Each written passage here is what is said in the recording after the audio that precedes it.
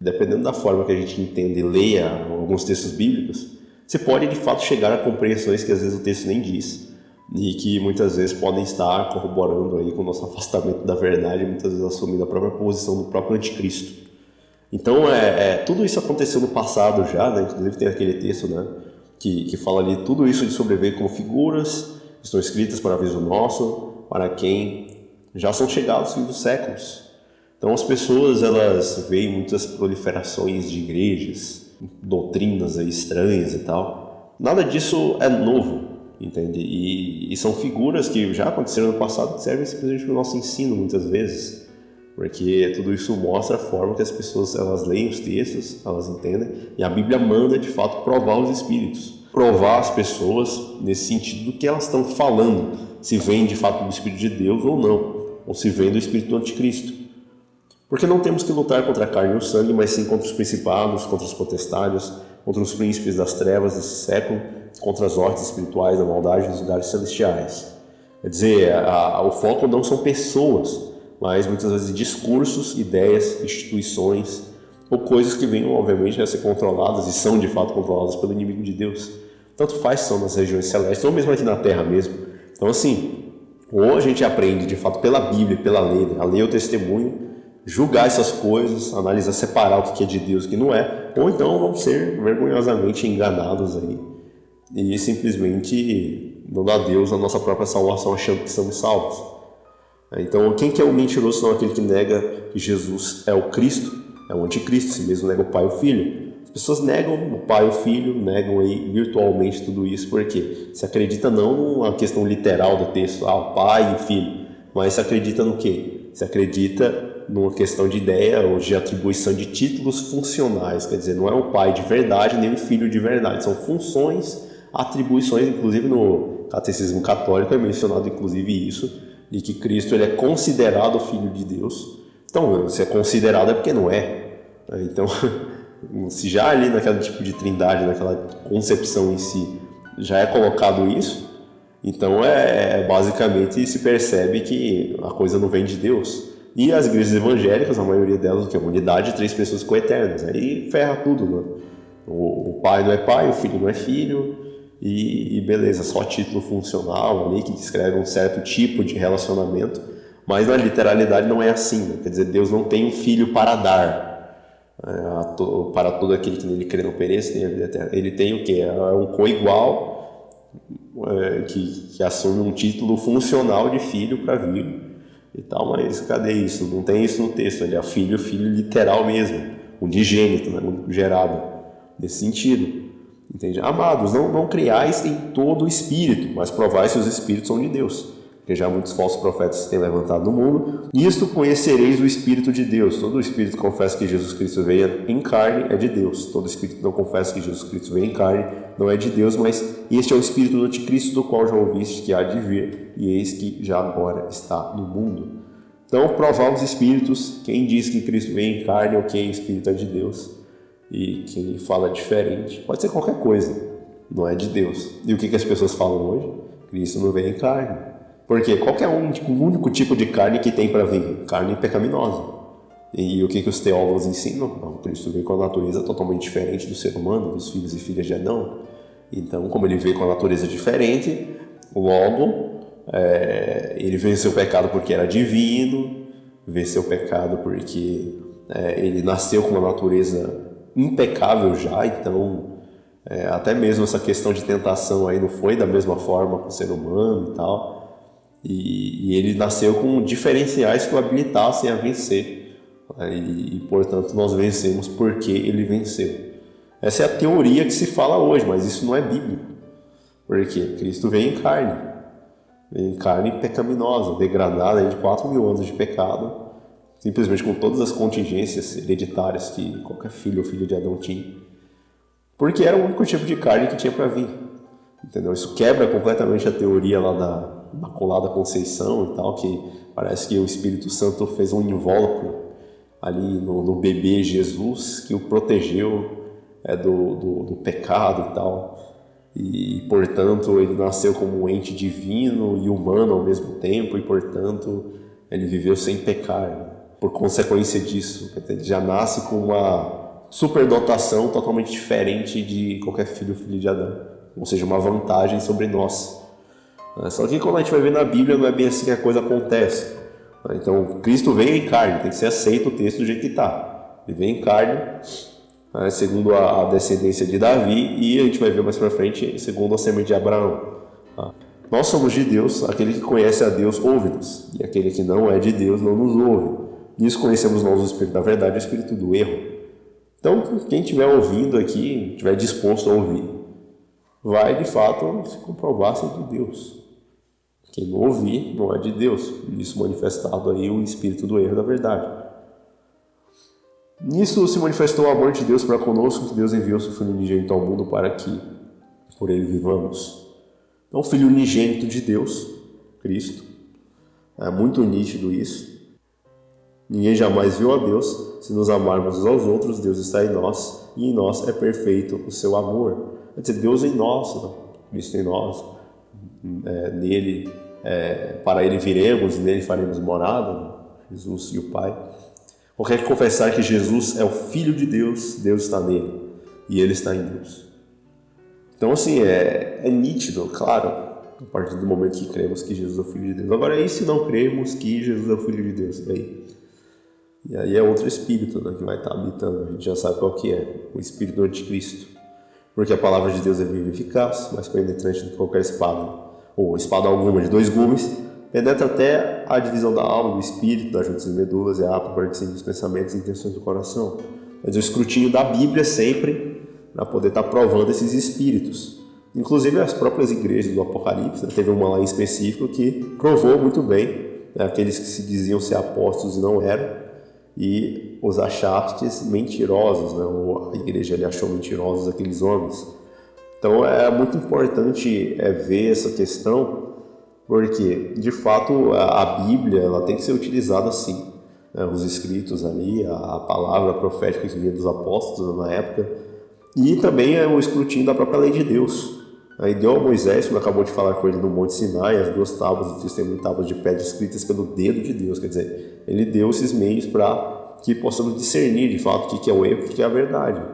E as pessoas por aí não estão nem aí para isso, não utilizam a Bíblia, não leem, não estudam, e aí vão ser enganadas mesmo, né? Estou aqui, a maioria vai tudo para o inferno, entendeu? Por causa justamente dessas questões. Quer dizer, não quer estudar, vai seguir quem supostamente estuda e, portanto, vai cair, vai confiar sua salvação eterna, que nem diz um teólogo, a pessoas que não estão, entre aspas, preparadas na área.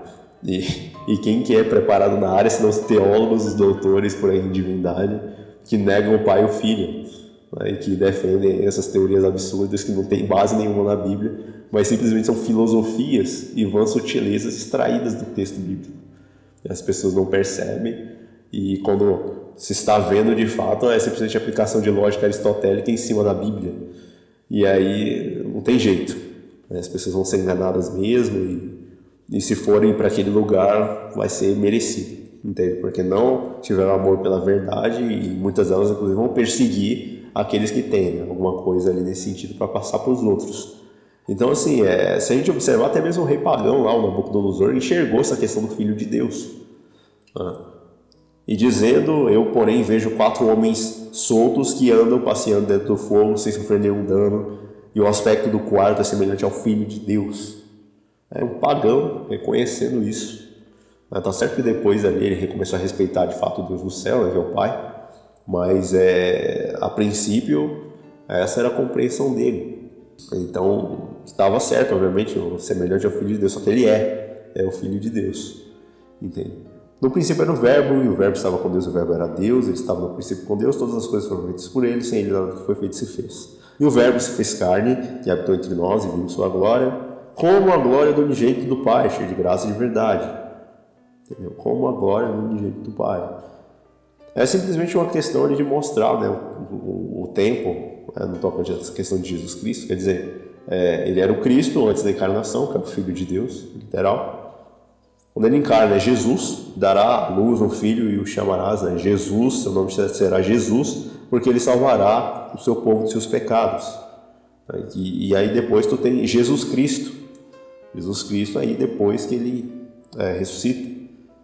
Paulo, apóstolo de Jesus Cristo, porque foi Jesus Cristo que chamou ele, depois de ressuscitado, glorificado, já estava no lugar santo lá, porque me persegues e tal, então ali Jesus Cristo. Paulo, apóstolo de Jesus Cristo, pela vontade de Deus, segundo a promessa da vida que está em Cristo Jesus. Quer dizer, ele faz esse trocadilho. Quer dizer, quem chamou ele foi Jesus Cristo, após a ressurreição, mas a promessa da vida eterna é de quem? É de Cristo Jesus. Quer dizer, esse Cristo aqui vindo antes, puxa justamente esse lado do herdeiro da vida eterna. Que, inclusive, João 5,26 é claro, assim como o Pai tem vida em si mesmo, concedeu ao Filho ter vida em si mesmo.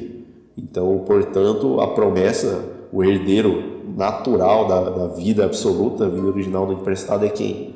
É Cristo. É quem fala a promessa da vida que está em Cristo Jesus. Então, quem chamou ele foi Jesus Cristo, mas a promessa era para o Cristo lá de trás. O Filho literal mesmo do Pai. Herdeiro da vida eterna, que foi concedido ao Pai que tivesse do original, não emprestado, não derivado. Quem é que vence o mundo, senão aquele que crê que Jesus é o Filho de Deus? Se não crê assim, acabou. Acabou, não tem, pode frequentar a igreja, pode ler Bíblia. Por quê? Não entendeu nada no tocante a essa questão. Quem é que vence o mundo, senão aquele que crê que Jesus é o Filho de Deus? Por acaso tem alguma indicação desse texto aqui, dele ser simbólico? Não, porque é uma linguagem figurativa. Aqui, ó. Esse negócio de Filho de Deus não é simplesmente uma metáfora ali utilizada para descrever o relacionamento ali de Deus com Deus, né? Porque inclusive não dá nem para separar a função, né? Porque não é uma trindade, não é 1 em 3, 3 em 1. Né? Então, um é o mesmo que é o outro, né? Uma loucura, mas ao mesmo tempo é separado, né? Não se sabe como, é um mistério, né? É um mistério da fé.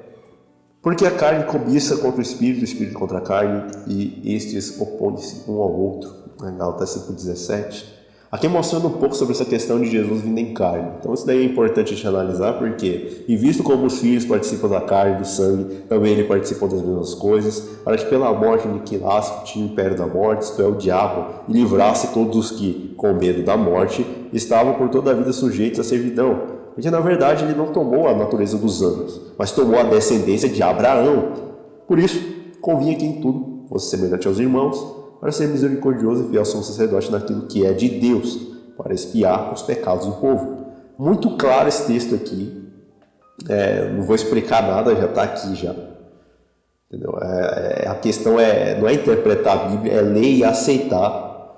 Entendeu? Exceto se os textos já mostrarem linguagem simbólica, figurativa, aí a própria Bíblia vai ter que explicar aquilo lá. Não é a elucubração humana, porque qualquer profecia que foi dada não foi dada por interpretação, por elucubração humana, mas foi dado por quem? Por homens santos falados da parte de Deus, movidos pelo Espírito. Então é para ler e aceitar. Ele não tomou a natureza, ou não tomou os anjos, mas tomou a descendência de Abraão. Lá em Desejado de Todas as Nações, que é um livro aí muito interessante sobre Cristo, diz assim, teria sido uma quase infinita humilhação para o Filho de Deus, vestir-se da natureza humana, mesmo quando Adão permanecesse em seu estado de inocência no Éden. Mas Jesus aceitou a humanidade quando a raça havia sido enfraquecida por 4.000 anos de pecado, como qualquer filho de Adão aceitou os resultados da operação da grande lei da hereditariedade. O que esses resultados foram, manifesta na história de seus ancestrais terrestres. Veio com essa hereditariedade para partilhar de nossas dores e tentações e dar-nos um exemplo de que de uma vida impecável. Então está escrito, não tem o que falar. Isso aqui está totalmente de acordo com os outros textos que já foram lidos e, portanto, também deve ser aceito. E todo espírito que não confessa que Jesus Cristo veio em carne não é de Deus, mas esse é o espírito do anticristo. Veja, as pessoas que dizem por aí que Cristo veio com a natureza de Adão antes da queda, que ele veio com a natureza pré-lapsariana, né, que os caras falam, né, quer dizer, Satanás ele cria esses termos teológicos aí, as pessoas se debatem em cima desses debates absurdos, né, que vão acontecendo, onde irmão luta contra irmão dentro da Bíblia, um usando uma espada contra o outro, né, dentro da Bíblia. E aí, causando divisões e tal. Mas se tão somente lesse e aceitasse do jeito que tal, ele veio em carne, ponto. Veio em carne. Mas não, ele não veio em carne, ele veio com alguma coisa diferente. Entendeu? Ele não se esvaziou assim, né?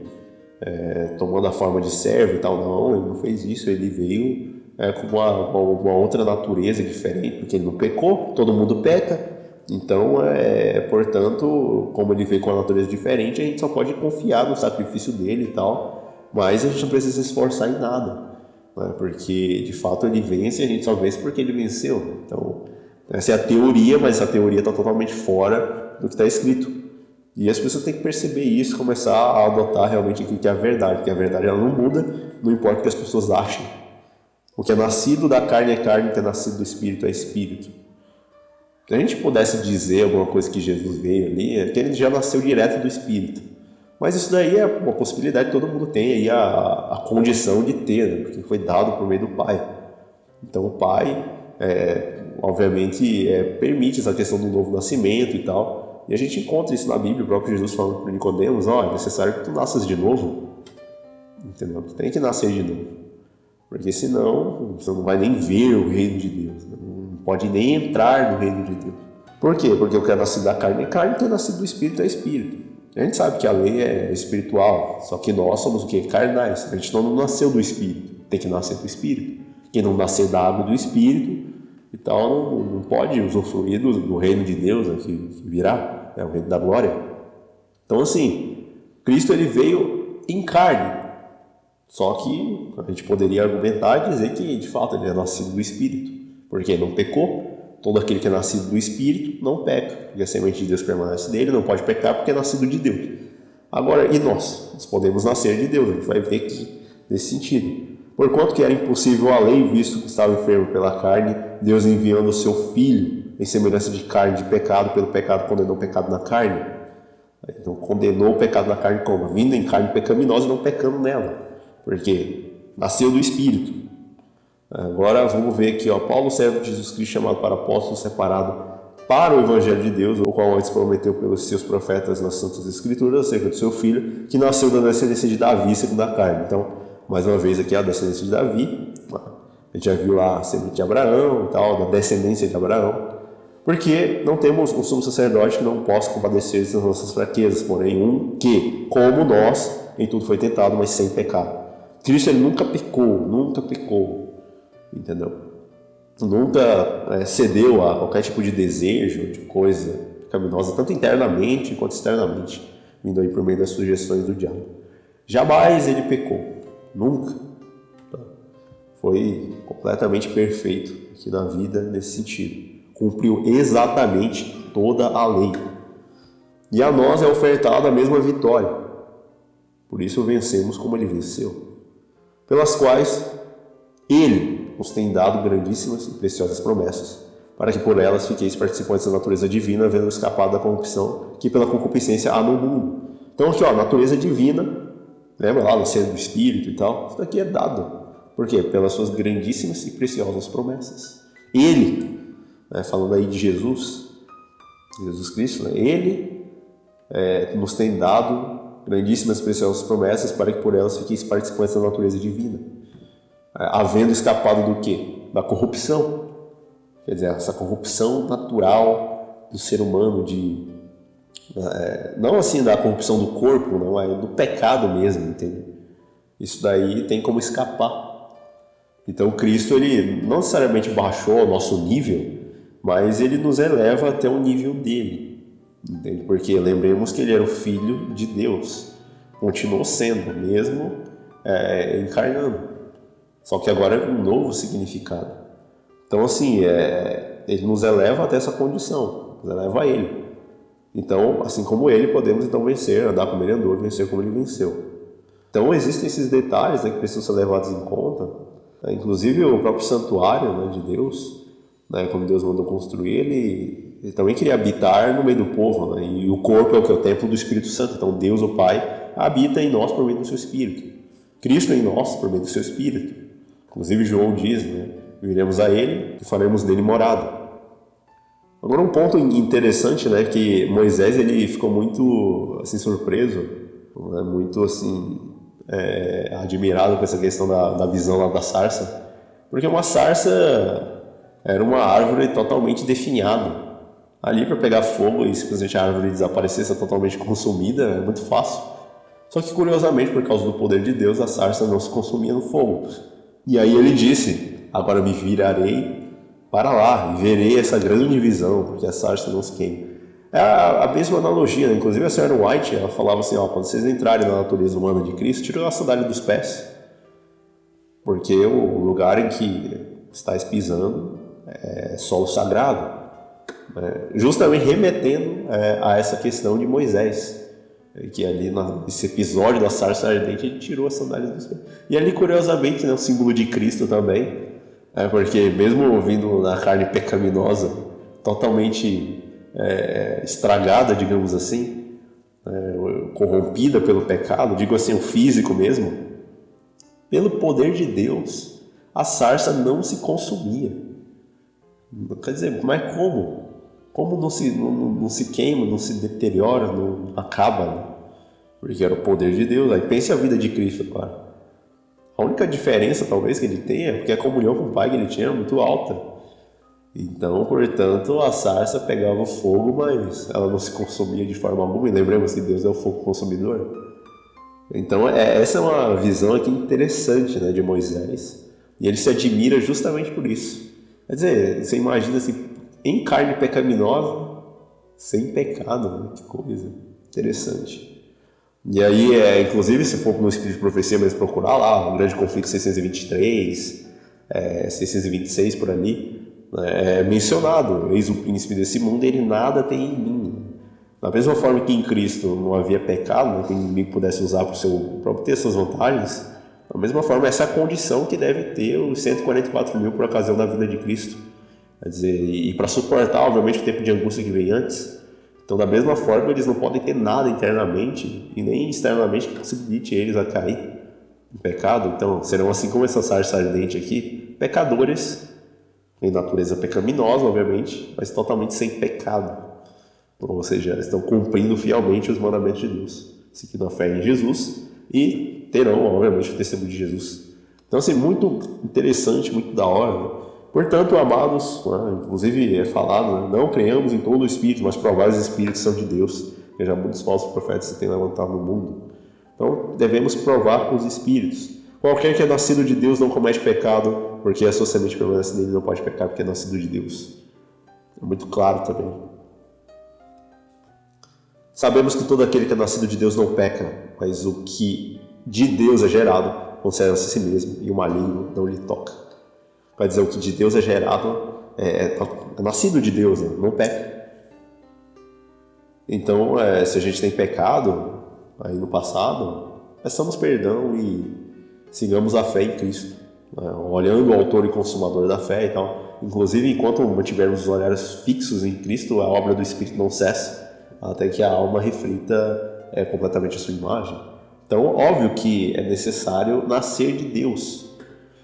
Ser batizado da água, mas também ser batizado com o Espírito e com fogo. Curiosamente, essa linguagem também é utilizada. Então, assim, o que de Deus é gerado conserva a si mesmo e o maligno não lhe toca. Filhinhos, as coisas vos escrevo para que não pequeis. Todavia alguém pecar, temos um advogado para com o Pai, Jesus Cristo justo e tal. Então, inclusive as coisas que foram escritas, né, por João aí, é para não pecar.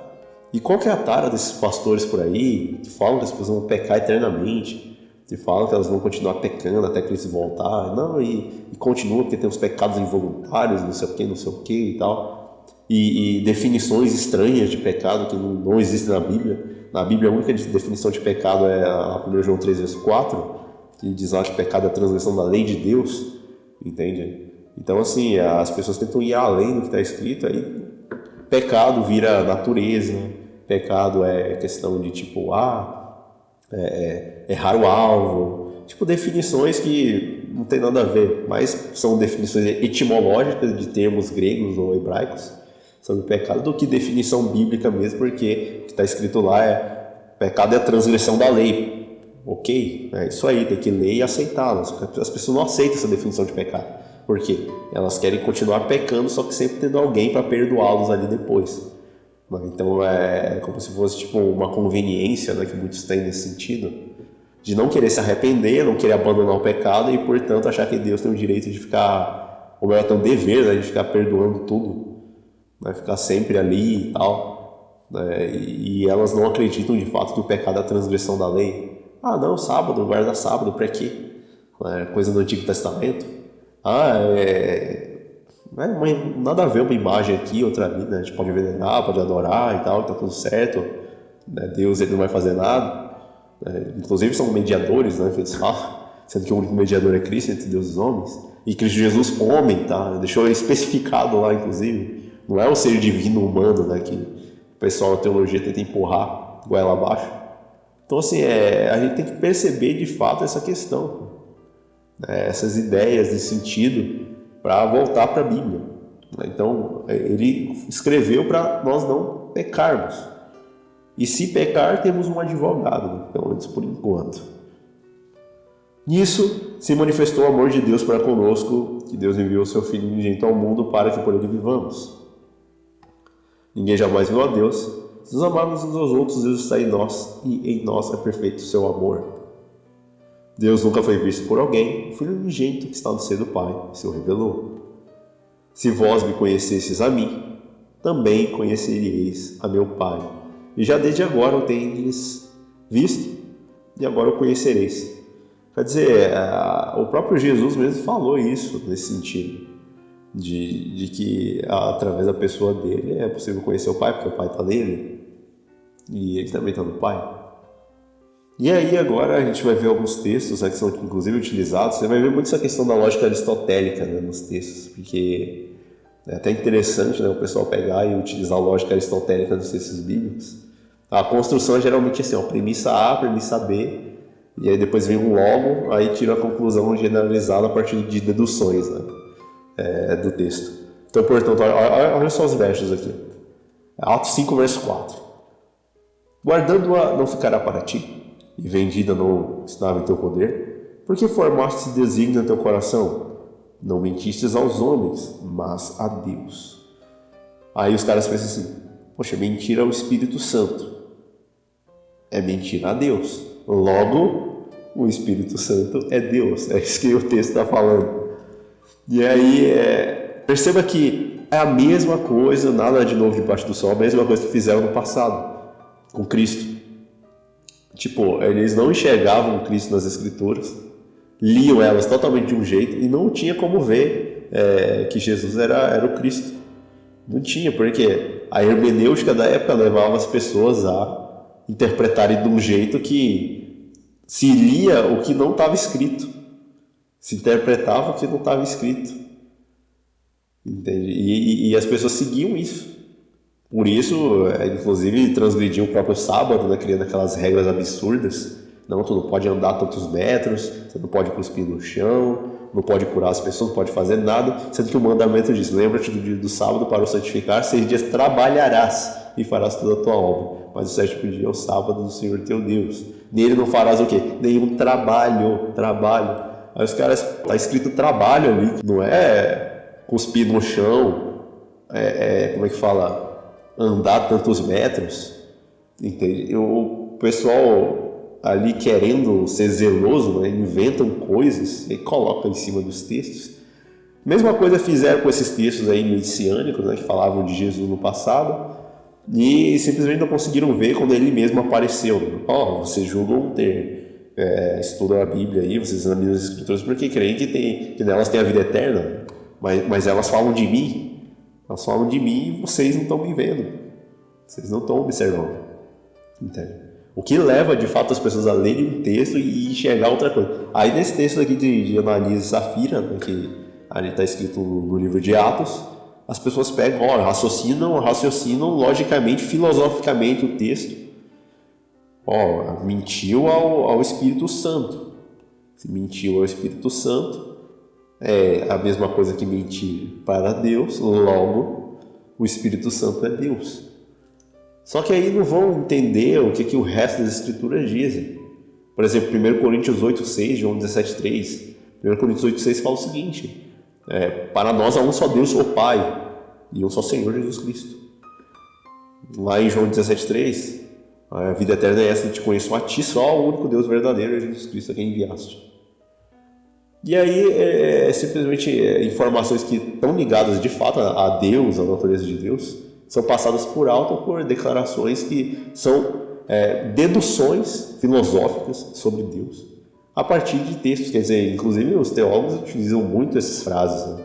Essa questão de o texto parece sugerir que, o texto supostamente diz que, há indicações no texto que sugerem que, e aí, mas o que de fato está escrito? Como lês? Que foi a pergunta de Jesus para, curiosamente, o intérprete da lei, né? Então, assim, as pessoas têm que ler e aceitar o que está escrito do jeito que está, entendeu? E aqui nesse texto de Atos não está falando que o Espírito Santo é Deus. Está simplesmente dizendo, que guardando ficará para ti, vendido não estará em teu poder, porque formaste esse desígnio em teu coração, não mentistes aos homens, mas a Deus. A Deus, mentiu ao Pai, entendeu? Ao Pai. Como é que eu provo isso? É só ler lá Salmo 139. Para onde fugirei do teu espírito? Ou fugirei da tua face?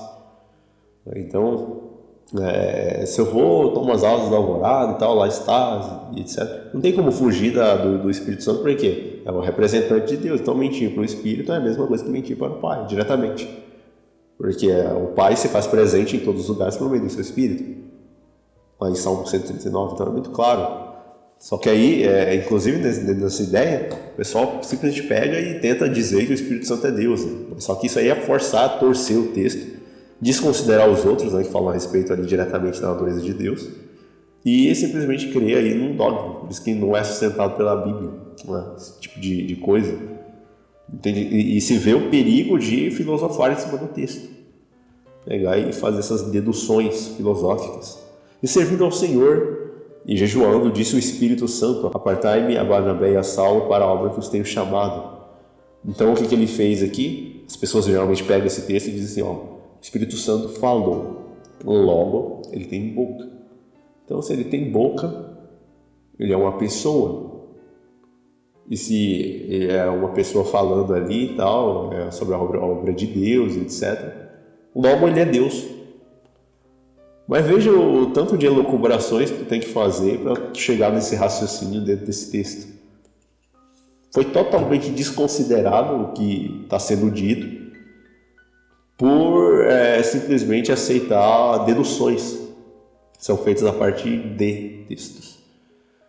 Então é muito complicado, né? As pessoas estão... Por isso que cada dia surge uma outra igreja, uma nova igreja por aí, entendeu? Tradições, fontes aí que são utilizadas e tal. Filosofias que são feitas, criadas por Satanás para interpretar a Bíblia de uma forma que leva as pessoas para longe de Deus, e curiosamente elas acham, né?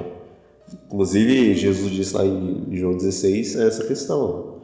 E que muitos perseguiriam, expulsavam os homens das sinagogas e tal, e qualquer um que vos matar cuidará por isso, prestar serviço a Deus, porque não conhece o Pai nem a mim. Eles conhecem outra coisa. Então é complicado essa questão aí das deduções dentro do texto. Qualquer que confessar que Jesus é o Filho de Deus, Deus está nele e ele em Deus. Lá no livro A Trindade, de alguns autores, né, alguns teólogos aí, lá eles falam assim, olha só o tipo de blasfêmia que é dito. Quando nos referimos a Jesus como Filho, frequentemente falamos a primeira pessoa da divindade como Pai, estamos realmente pretendendo dar um sentido totalmente literal a esses termos?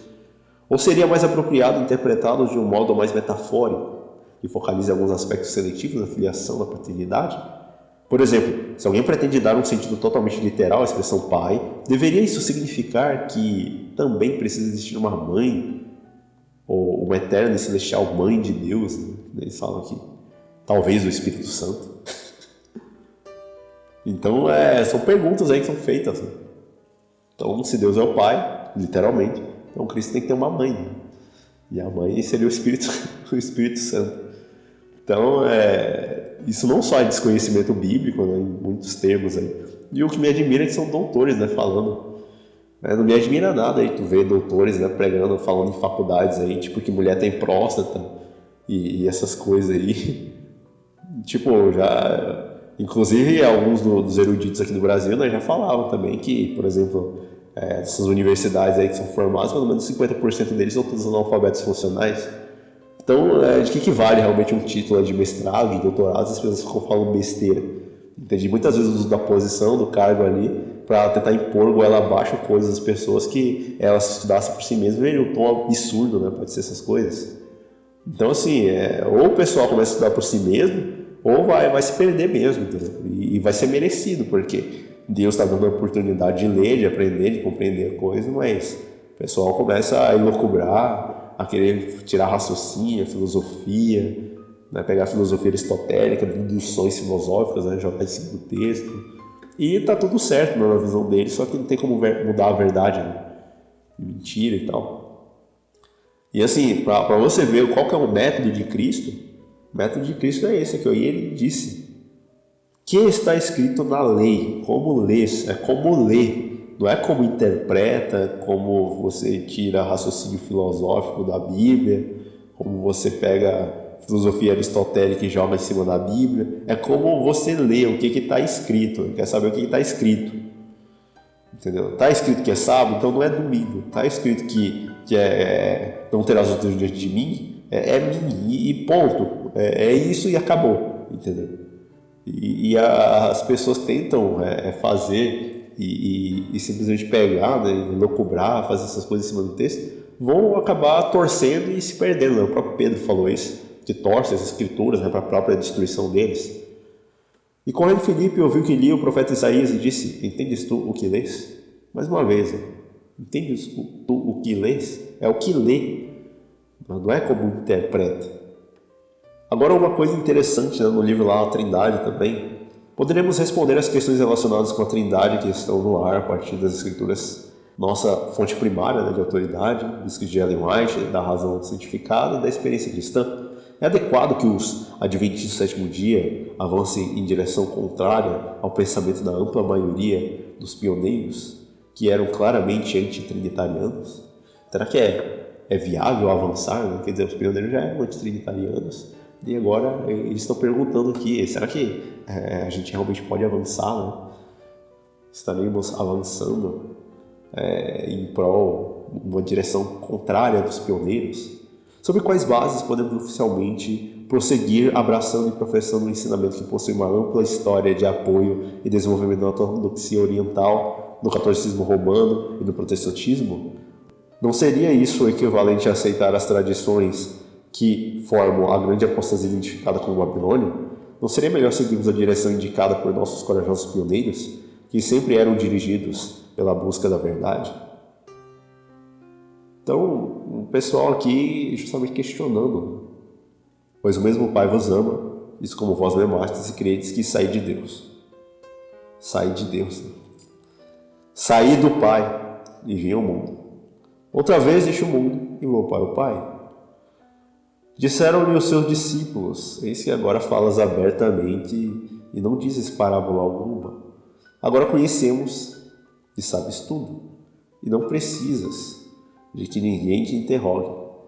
Por isso cremos que saíste de Deus. Respondeu Jesus: credes agora? Então, muito claríssimo esse texto aqui, ó.